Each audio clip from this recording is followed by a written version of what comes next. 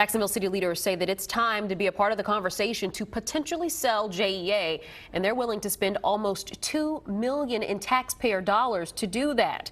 Action News Jack's Courtney Cole is live at the Jacksonville City Hall there, where City Council will decide whether to hire special counsel. And Courtney, JEA CEO Aaron Zahn told you that he doesn't expect a decision right now.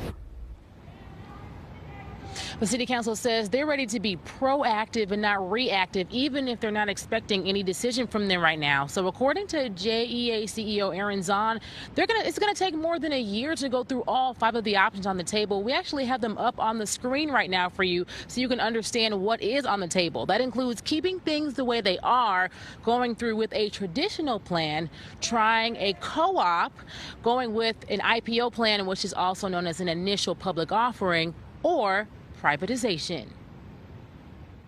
JEA is arguably one of Jacksonville's most important civic assets, so the potential sale of the public utility is a big deal. We started in January of 2019. I asked Aaron Zahn, JEA CEO, what other options they've explored besides privatization, and here's what he told me.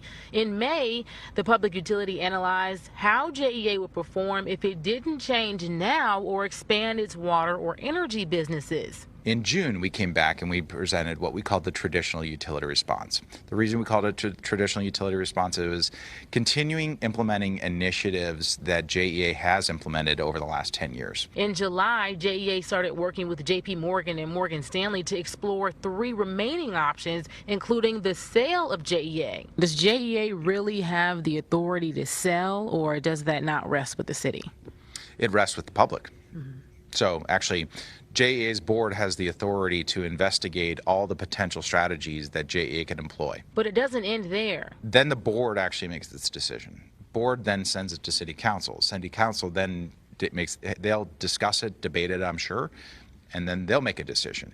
And even then, the authority lies finally in the hands of the voter. But Councilman Michael Boylan says it's important customers first understand what they're voting on. The fact of the matter is there are a lot of options on the table, and we need to be informed and educated about those options.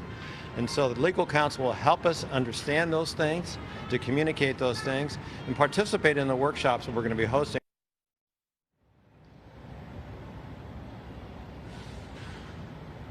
And that legal counsel that you just heard Councilmember Boylan talking about, that's actually one of the things that city council members are voting on inside right now during their city council meeting. That special counsel is going to cost them nearly $2 million. So we're going to continue to monitor this closely and let you know what decision they make inside of City Hall. Make sure you sign up for the Action News Jax alerts and download the app to make sure you have the latest information at your fingertips. Reporting live in downtown Jacksonville at City Hall, Courtney Cole, CBS 47, Fox 30, Action News Jax. All right, Courtney, and 9 bidders made the cut to buy JEA. 7 companies and utilities stretch from Florida and Chicago to Canada, and there's even an Australian investor interested in the sale. The remaining company did not want to be identified at this point in the process.